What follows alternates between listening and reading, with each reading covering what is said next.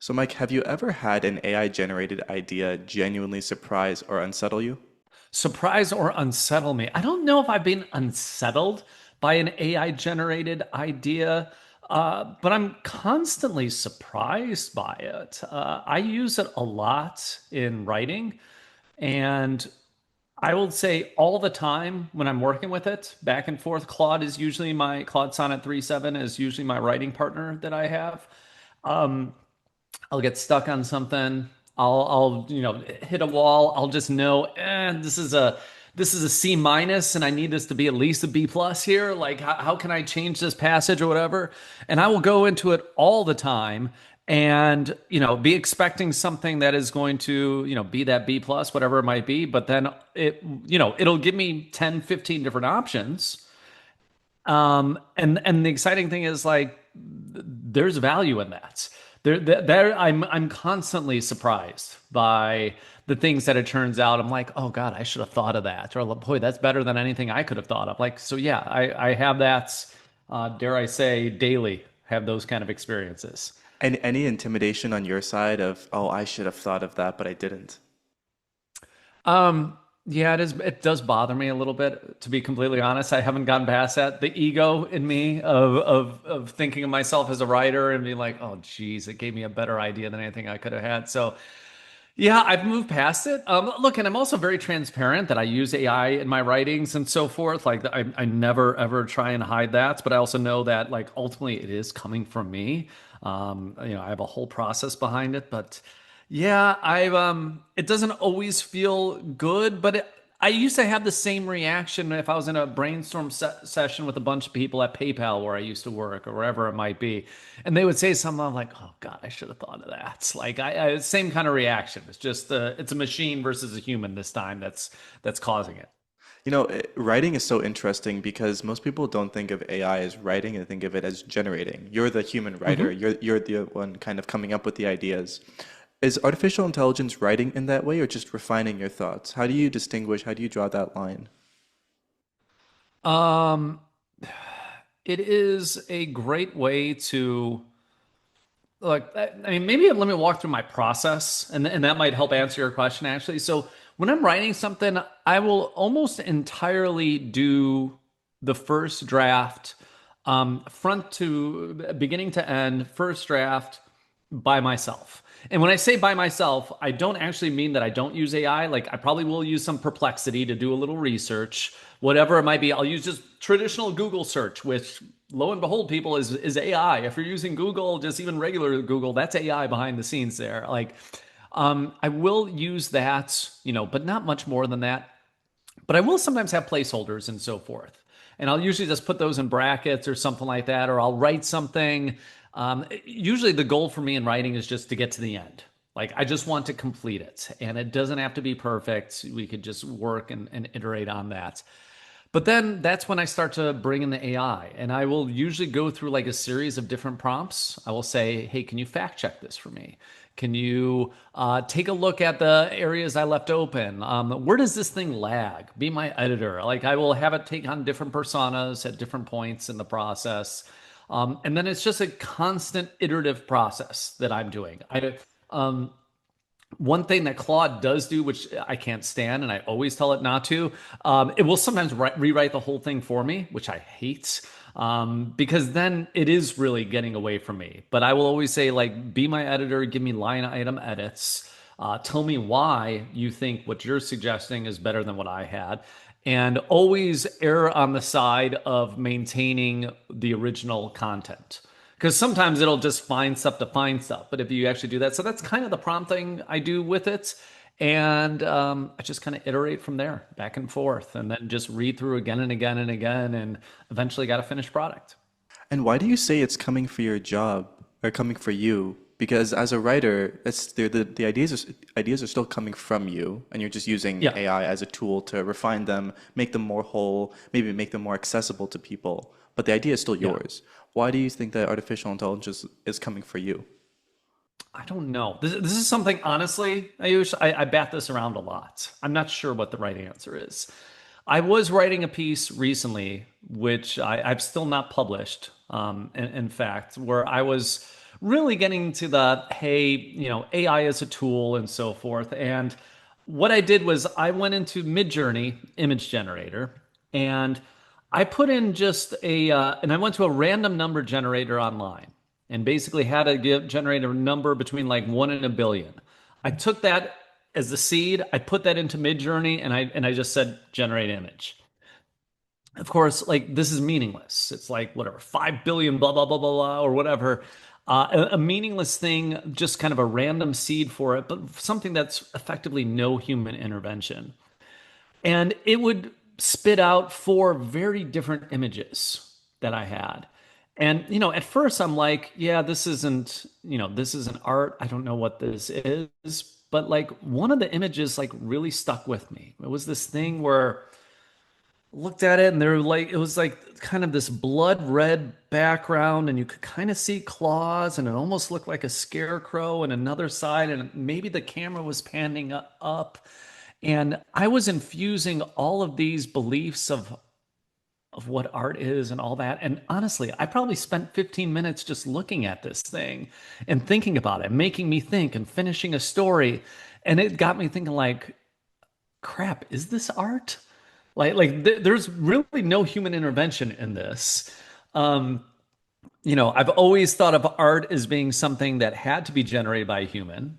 In the piece, I actually talk about like if an elephant just waves a brush on a thing, and makes something, is that art? And I think most people accept, well, no, that's not really art unless a human is doing it. But like art gives you a feeling, gives you a sense. And to your question, Ayush, on this, like if the AI is able to generate feelings and emotions and all these other kind of things that we're doing in entertainment and art and books and reading and all this stuff, and it's coming just straight from a machine, is that coming for our jobs? It kind of is.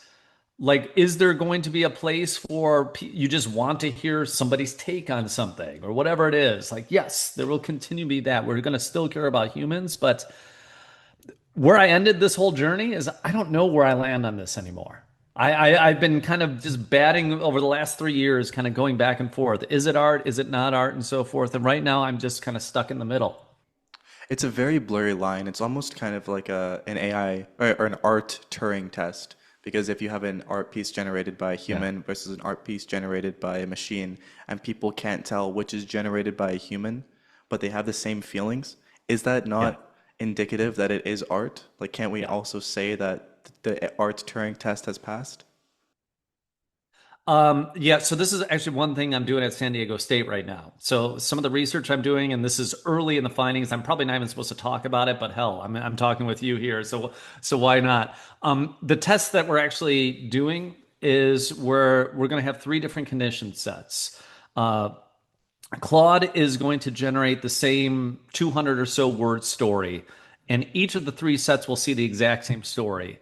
In case one, we say this was written by Claude.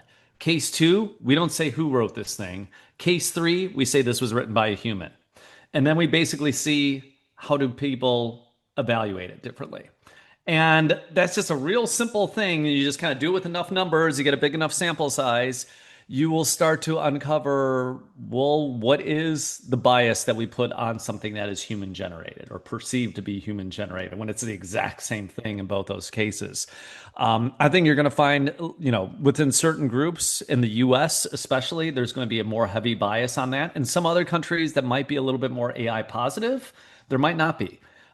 It's all going to depend on so many different things. But this is actually one area of my field of research I'm very very focused on right now. We need to double tap on this. So, what is Yeah. being AI positive? What is this bias for or against artificial intelligence? Where does that come from? Huh.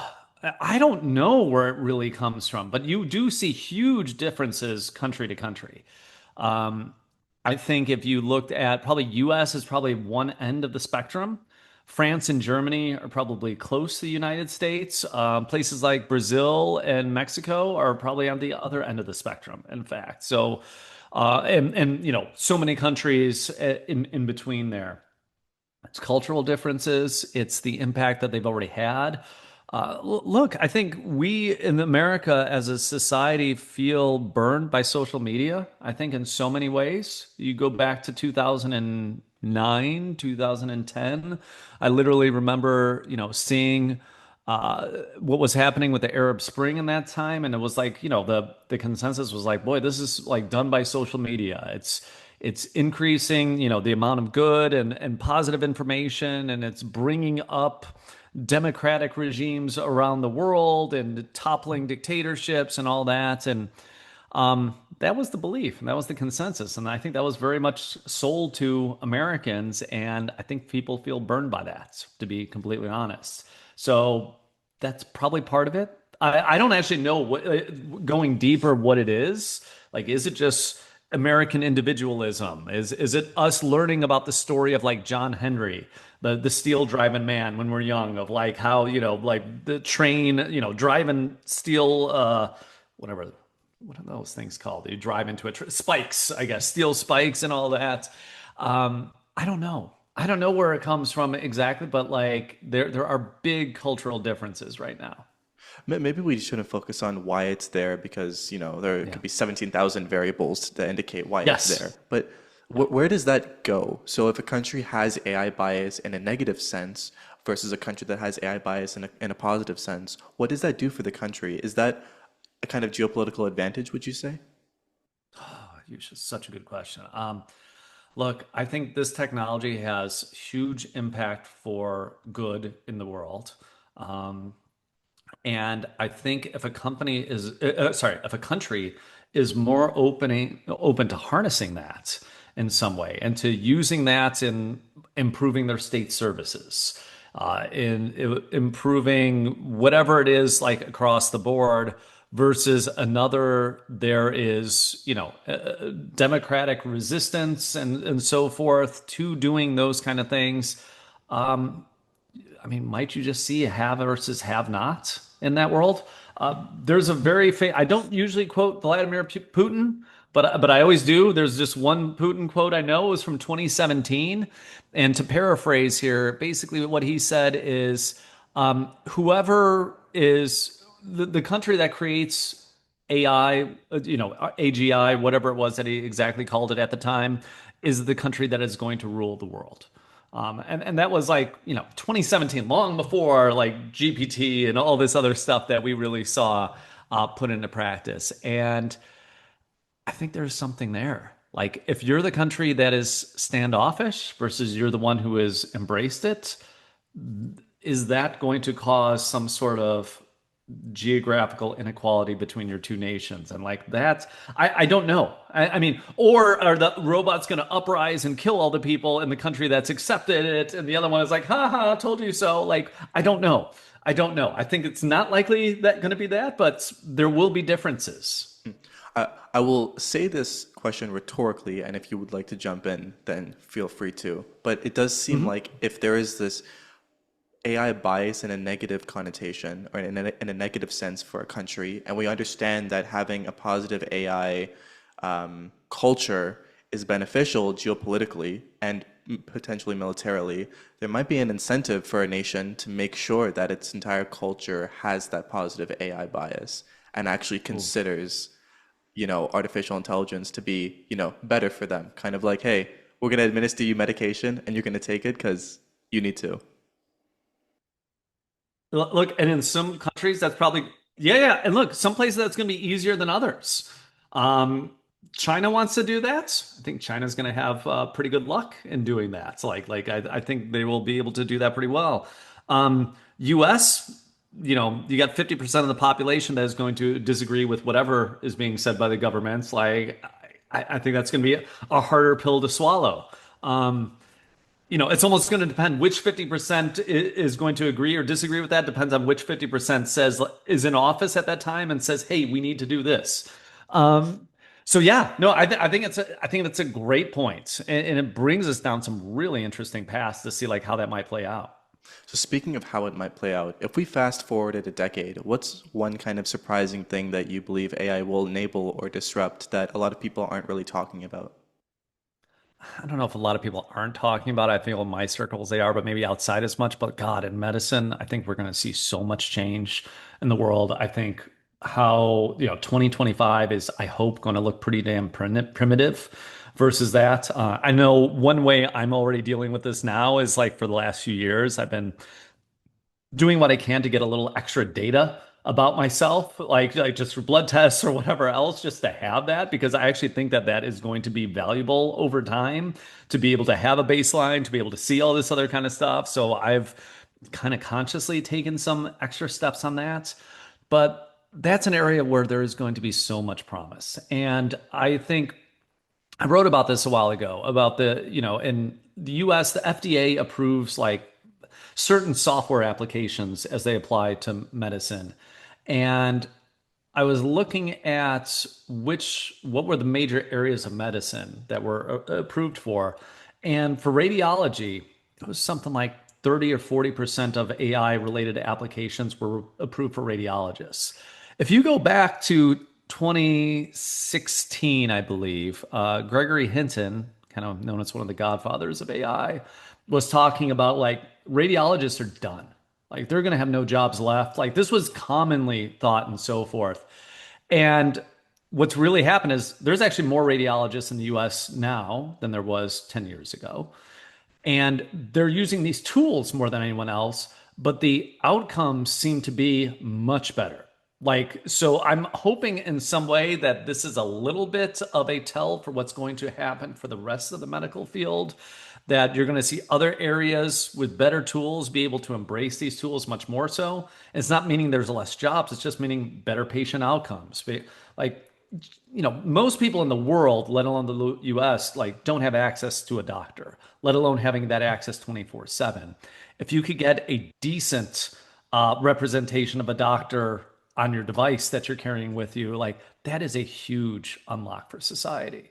100%. Yeah, we should definitely turn to biotech because it's such a fascinating problem that we haven't really talked about. I think as a society, I think we're also caught up with AI. But Balaji Srinivasan talks Mhm. about it very well, the Budapest problem. Just for people that don't know, we can know exactly what's going on in Budapest or Bangalore within seconds. But for us to know what's going on under the confines of our skin, literally a couple inches away, we have no Yeah, clue. It yeah, takes yeah, potentially months. And that's why yeah. I sequenced my genome. I'm doing all of these things because I want that data. But the problem is that, exponential tech, we're still not getting faster and faster medicine yet. Yeah. Where is Yes. biotech going with that? Is it should we just subscribe to the belief that AI is just going to make this all easier, or are we forgetting regulations and everything? Um, oh, that's a great question. Look, I think it's important. Look, with all this, I'm painting the most optimistic brush at this. There's downsides to this. I drive a car with full self-driving, and I'm using driverless 90% of the time. I do it in part because I believe it's safer than me driving myself. I'm actually pretty confident in that. I think most people are overly confident in their own driving. I think I'm realistic about my own driving abilities. There are going to be downsides. There are going to be things that AI gets wrong. The AI is just, I mean, that is part of the process of medicine. Like, it's always comparing to what is the alternative to that. That's always how we have to think about this. It's not that a driverless car is never going to kill anybody again. It's that 40,000 people in the US die from car accidents every year. Can we cut that down? Those are always like statistically how we need to think about all these things. So, in the world of medicine, I think there is so much upside by just having this data, by being able to just coalesce this data and just make some level of sense out of this. Um, I've worn you were talking about just having real-time data. I've worn a glucose monitor in the past. I'm not diabetic, and just have that to see what effect food has on my body. It's just such a little thing compared to just everything else that's happening. I can't wait to be able to have, to just be able to go two, three, four steps beyond that and having all this other real-time information that not only I can synthesize, but I would have a AI handy that could say, "Hey, given your goals, given what you're trying to achieve, given whatever it might be, these are some recommendations. Now you take them or leave them." Like that's where I hope we're going with this. It's going to Sorry, be I don't even so think I answered your interesting. question there, No, Ayush, but you I did. went No, outside. but it's always fun talking with people like you because we're able to ideate so quickly and just imagine. But I can just think about and imagine, I'm seeing my friends on a Friday and we usually go out and have some wine and desserts and stuff. So my AI tells me, hey, since you've already had that on your calendar, you should do all of these exercises to compensate for Friday and eat these Yeah. foods, and just like have all of that real time and even predictive analytics sent to me so that when Friday does come around, I don't have to just worry. I don't even have to be confident, but I can feel better because I've already Yeah. done all the work beforehand. That's You, real you power. can have those drinks without guilt or whatever it might be, or you can also just say, "Hey, do you know what? I'm having a bad week, AI. I ain't going to do that. Like, I'm just gonna prep for that." And that's the thing. We have agency in all of this. Even when people work with ChatGPT and tools like that, the language models that exist today, I feel people often fall short because I think they give too much credence and agency over to the models themselves. A model gives them an answer and it's either a good answer or a bad answer. They don't kind of iterate back and forth. They don't, get a list of choices for them to choose from or whatever it might be. And I think those things are important. Like these models will make mistakes. We will make mistakes as well. But I think it's important, like in some ways, I guess I'd rather do my own stupid thing than have a AI tell me to do something that might not be right. And we'll always have our own agency in this to kind of ultimately do whatever we think is right or wrong or best for us now, or just maybe we don't care in some part of the process as well. What is that specifically of people losing their agency when interacting with an AI? Because that seems like a subjective insecurity almost. Because for people that are, let's say, more secure or more understanding of what the AI is meant to do and meant for, they don't Yeah. necessarily have that. I mean, you're not going to lose your agency when you're writing, you're just using it as a tool. But I, I, I think for some people, like I always start whenever I'm teaching a class or talking to any group, I always start with just how large language models work. And large language models is how most people at least are interacting today with generative AI tools. And one of the things to just understand is like, I feel there's like two ends of the spectrum where people think that it's like, it's perfect, it's a magical being. And the others are like, well, it's dumb, and the answer is probably somewhere in the middle. Like it does do some amazing things that we don't understand and we can't comprehend. But it's not perfect. It makes stuff up. If you want to convince the next set of AIs that the sky is red, I'm sure we can, start a campaign to do that, to put things online, to put scientific papers or whatever else. And it's at least going to confuse the language model about that a little bit more and make it a little bit more uncertain of like, well, wait, what color is the sky on Earth? I actually don't know about that. There are things it doesn't have agency itself. It doesn't know facts from fiction. It's just mathematical. It's just probabilities in there. So I think that is one thing that people, I think, and some folks put too much trust in these things. And I think we need to just take a step back from that and know, like, again, and this is most things in life, the answer is almost always in the middle. There's each of the extremes, and the truth is probably somewhere in the middle of those two. yeah, except in politics for a lot of people, but we don't have to go there. We don't have to go there. But speaking of this, not Yes, the politics, but evil everything. center. Yeah. The evil center, exactly. If we rewind it a decade now, what's only one thing you would tell people to prepare them for this current day and age? Wow, that's a great question. So if I were in 2015, how would I say? I mean, one would be buy NVIDIA stock, I guess would be the number one thing I would tell people because I'm like, there's so many ways. I'm just hold it through all the crypto stuff and that's going to go on. I'll probably buy some Bitcoin too if it's 2015. Um, how do you prepare for what's going on today? Look, I don't know if we can. Like, we know AGI is coming. At least most of us believe that it's probably coming sometime in the next 3 to 15 years, let's say. Um, I don't know how the hell we prepare for that. So in 2025, where we're at today, we know there's a future where we're going to be dealing with AIs that are probably smarter than any individual and potentially the collective of humanity. And when that happens, how does everything change in the world? Like, we have no idea, even though we know it's coming. This is why I think Eric Schmidt was talking about how I think recently how he's saying how we are very Under exaggerating. under exaggerating the impact of that. And I think there's truth to that. I think there's a lot of truth to that. Like, as much as we talk about these things as being magical, like, we haven't gotten to that point, but we will. And when we do get there, my God, I don't even know to change it. I don't know how to prepare for that today. I really don't.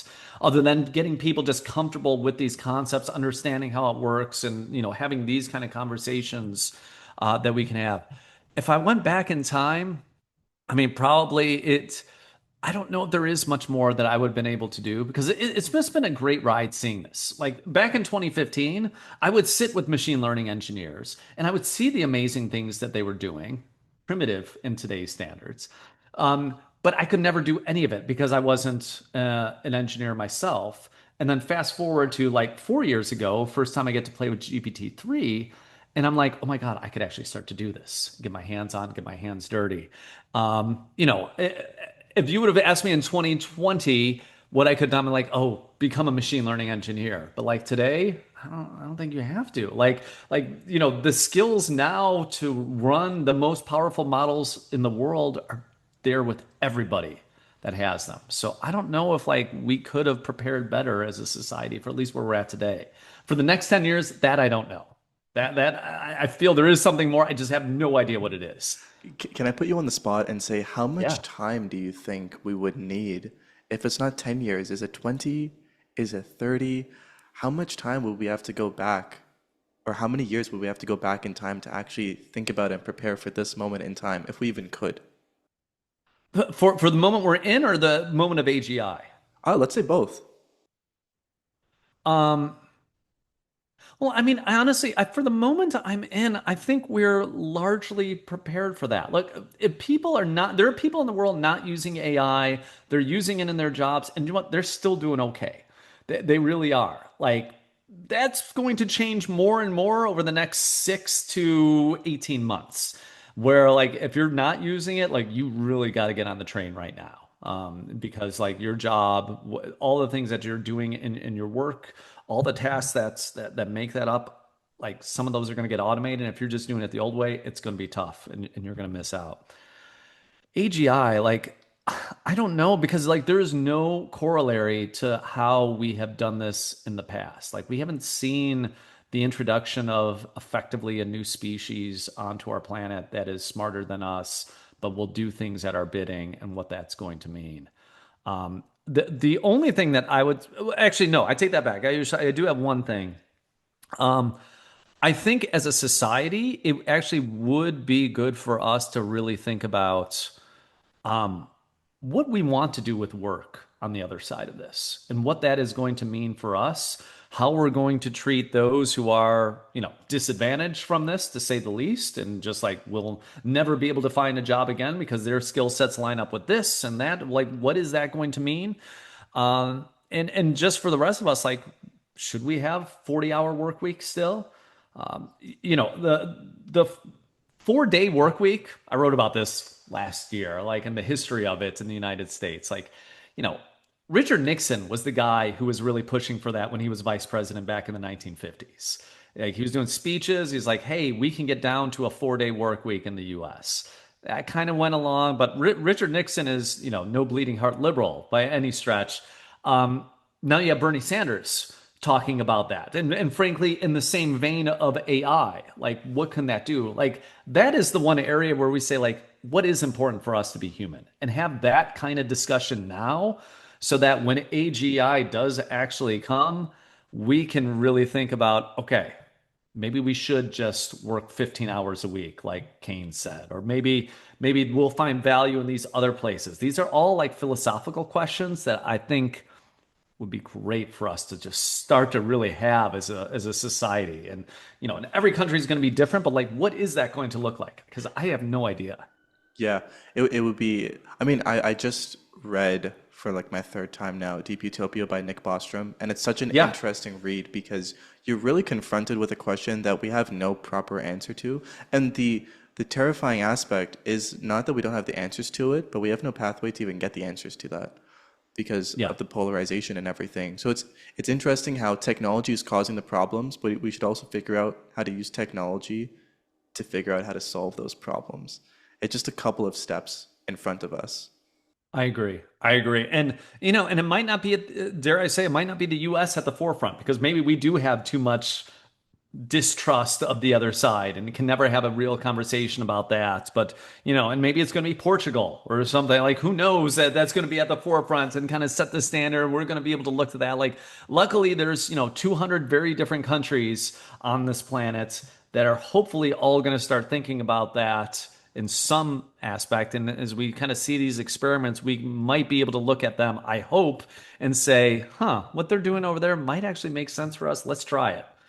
Let's incubate that in a state and see what happens. So just using this as a little segue and going to your time at PayPal, this concept of let's see what they're doing and let's try it. So what can large corporations learn from artists and musicians about creativity and experimentation? On the one hand, artists and musicians are very, very versatile. They're very iterative. They're able to pivot very fast. Large corporations, not so much.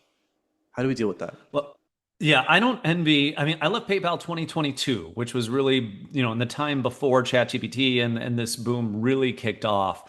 And I'm so glad in some ways I'm not there because I think large corporations are at such a disadvantage because it's hard to move a big ship like that. I mean, just look at what Google, they wrote the Transformer paper. They had the concept of ChatGPT. They were drastically behind in all of this until about maybe 6 months ago. They finally have caught up and now have actually with VO3 and a few others actually maybe like in the lead now.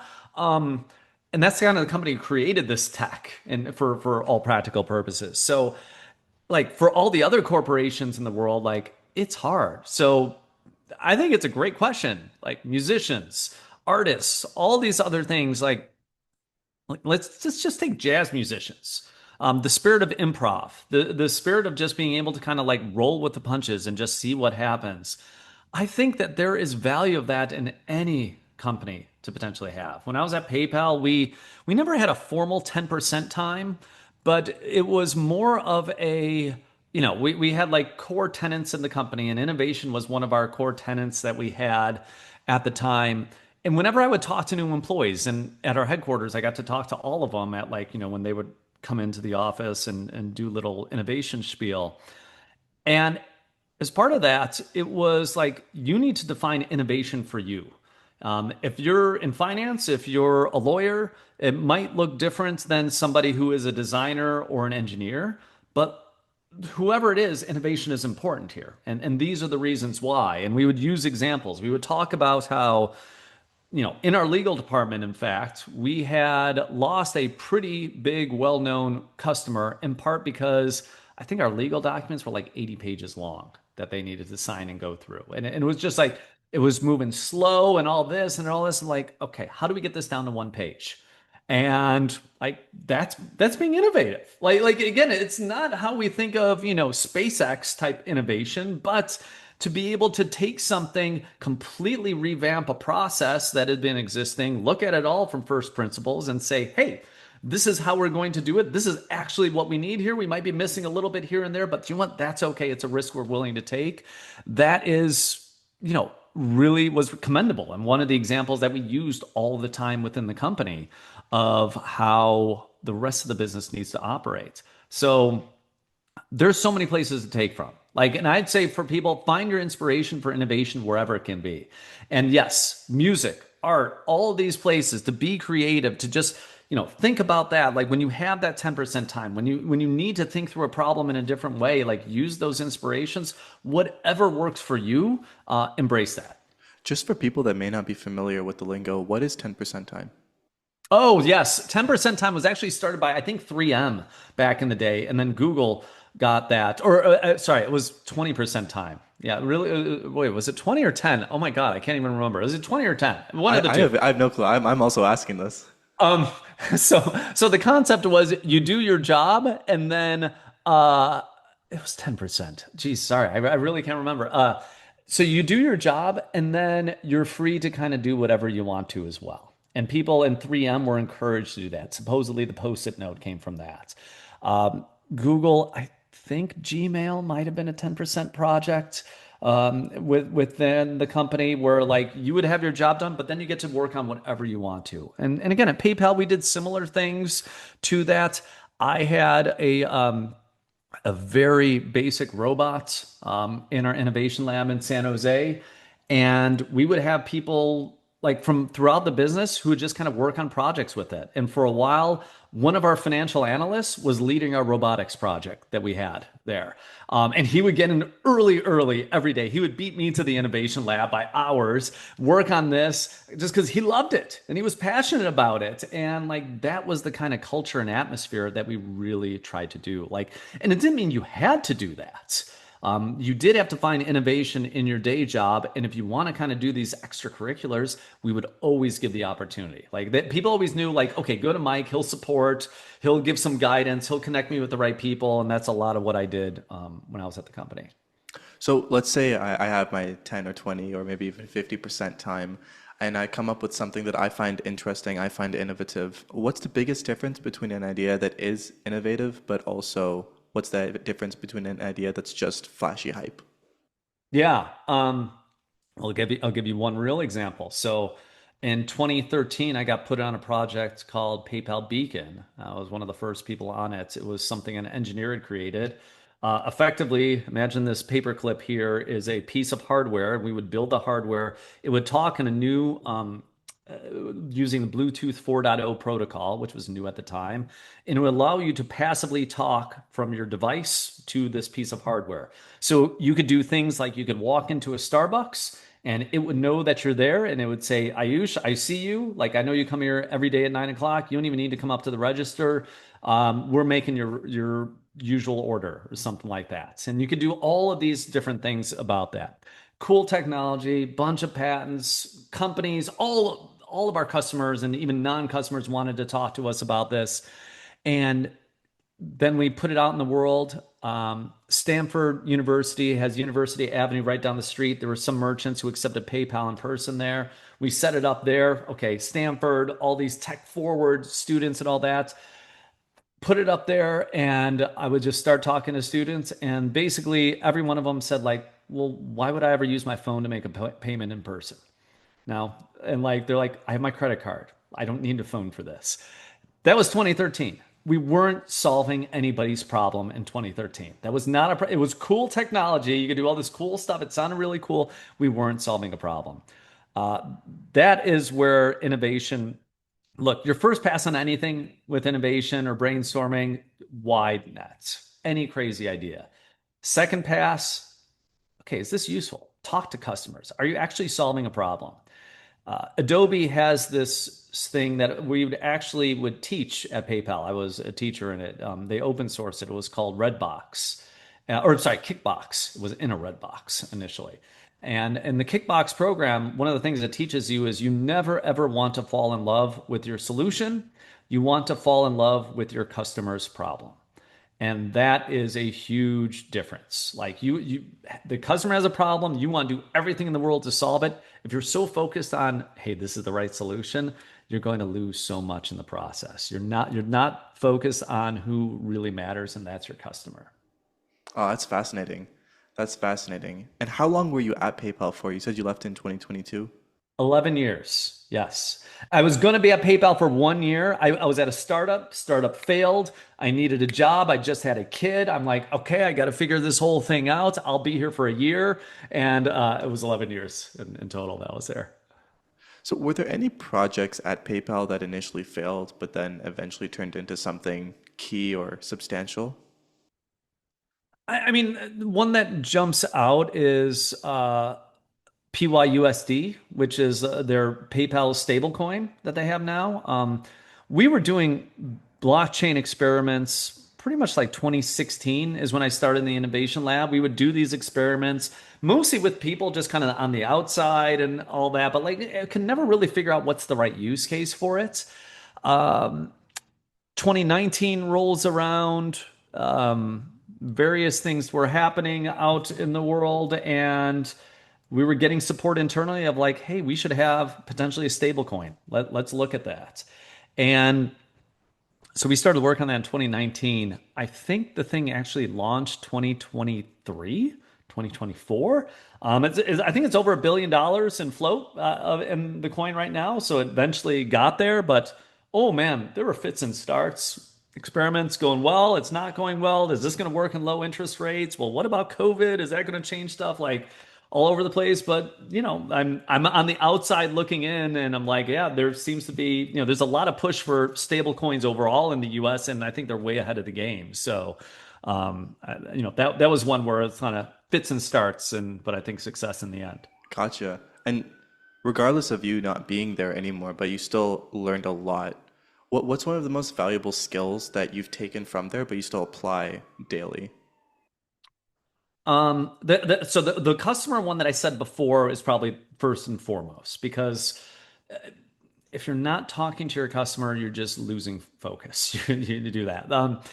But like, I'd say even more than that, I would always tell people, not even half jokingly, that I was dangerously unqualified for every single job I had at PayPal.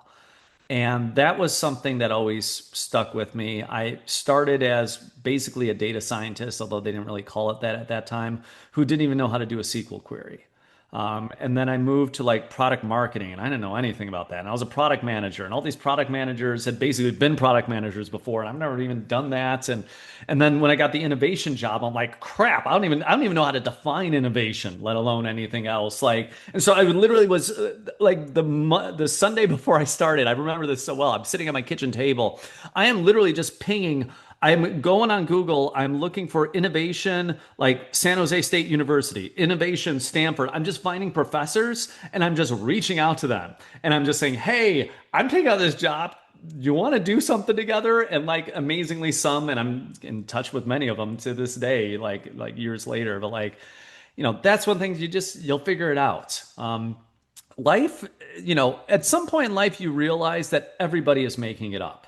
Everyone is making it up. And like, you just, once you realize that, then it's a lot more like, oh, okay. Like I get it. Like I'm just gonna figure this out as I go along. And that's the best that any of us can do. I love it. That's one of the best ways to wrap it up. I just have two more questions for you. If Yeah. you had a magic wand and you could solve one problem in the world, what would it be and why? Um, I would go with loneliness. Like that to me, like loneliness, stuck in phones, all that. I mean, I climate change and cancer and all of these things went through my head. Old aging, all this stuff went through my head. But like, I think there is something, especially like as I see, the next generation, all that, like that is something that really scares me and can be really awful. And I've just been thinking about it a lot lately that these, glass screens that we're always staring at, they're making us more insular. They're like decreasing, how we participate in a community. And while there's so much in technology that is so great, this is the one thing, the kind of the one evil that I really see that I don't see how that's going to be getting any better anytime soon. Is there any potential for us to use artificial intelligence to reverse this trend? I hope, but there's also the Black Mirror version of that too. I will say where like yeah, like character AI and just all your buddies are on. Zuckerberg was saying something. I think it was he got misquoted, or where he's like, yeah, we only have three friends, and Meta is going to be introducing more like AI type friends and all that. Like, are we going to be in a world like 50 years from now? Are we all going to have AI friends? I think we will. I think that is just going to be a normal thing as part of our life. We will have things that are not humans that we will consider to be our friends. Um, Look, I mean, dogs and cats and things like that that exist today. So there is some precedent. It's not quite the same. There's still carbon-based life forms. So like, yeah, there is something, but like, I think we are going to get to that. The thing that scares me is, there are dark paths that we can go down where it is, the sycophant version of that, where it's like only telling us what we want to hear, getting us deeper into a bubble, making it so like we really can't relate with humans at all. Like that's the point that scares me, and I hope, and what all things in the internet have shown us, like the incentives kind of drive us towards that. Like if there's only one person you trust in the world and you'll make all your buying and purchasing decisions based on that person's recommendation, and Meta or Google or whomever can actually drive that, that makes a lot of money for them. Oh yeah. Oh yeah. And they're able to generate those people now with AI influencers and stuff. And Yeah. so yeah, it's Yeah. that's a terrifying one. It would be terrifying if my Dunbar limit is reached with AI people. Um, that would be interesting. Just as a last question, we have to end on a positive note. What gives you Yes. hope in the world? Hope for with AI, or just what do I? Just in general, what gives you hope? Um, that we always have figured it out. And that's the one thing. Like for the last 100,000 years, the pessimists have always been wrong. We have, it's never been a straight line up towards progress and up towards betterment. Like it's jagged, but it's always been up and to the right. And it pays to be an optimist, just for that reason alone. And I'm hopeful that we do just figure it out and we will get that. So, like, just because we always have, and maybe the AI is even going to help us do it more. Love it. Mike, this was a terrific episode. Where can we find you online? I use LinkedIn is the best place. It's the one social network that isn't, I feel, is not poisoned, and you can always just DM me or follow me on that. I'm always there. And where do you write? LinkedIn as well. So I write on LinkedIn, Medium. I cross post between the two platforms. But yeah, so if you look me up there, there aren't any other Mike Todascos in the world. So if you just Google Mike Todasco, put me in perplexity, you'll see me in my newsletter pretty quick. Gotcha. Well, I didn't need this entire podcast to know you're one of one, but now we know. So, Mike, thank you Thanks, so Matt. much for this episode. Thanks, Ayush.